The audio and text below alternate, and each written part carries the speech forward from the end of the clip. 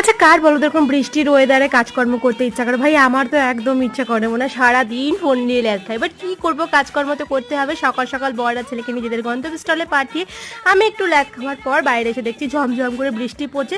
তাই আর দেরি না করে তাড়াতাড়ি করে 1 কাপ চা খেয়ে ওয়াশিং মেশিন চালিয়ে দিয়েছি। 3 দিন ধরে জামা কাপড়গুলো রাখা ছিল, সেগুলোকে ধোয়া হচ্ছিল না, শুকানো হচ্ছিল না।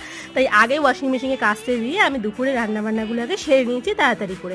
আজ আর ব্রেকফাস্ট বানাইনি, গতকাল যে বার্থডে পার্টির নান ঠান বেঁচে ছিল সেগুলো দিয়ে একটু তরকারি আম দিয়ে সকালের ব্রেকফাস্টটা কমপ্লিট করে বাকি রান্নাবান্নাগুলো যেটুকু ছিল সেগুলো সব কিছু শেষ করার পর গ্যাস ট্যাস মুছে সমস্ত বেসিনের বাসনপত্র মেজে একেবারে স্নান করে নিয়েছি। সমস্ত জামা কাপড় একবার ওয়াশিং মেশিনে ড্রাই করে নিয়েছিলাম, তাই সেগুলোকে আর বাইরে না মেলে ঘরেই মেলে দিয়েছি, বৃষ্টির কোনো ঠিকানা নেই। তার মধ্যে ছেলে চলে এসেছিলো, দুপুরবেলা ভাত খেয়ে ছোট্ট একটা ঘুম দিয়ে বেরিয়ে পড়লাম ছেলেকে নিয়ে ক্লাস থেকে ফিরে মা মাখলো মুড়ি আর চানাচুর, সেটা খেলাম, দিন বসালাম পড়াতে। তো চলো এখন আমি পড়াই, তোমরা চ্যানেল সাবস্ক্রাইব করো বা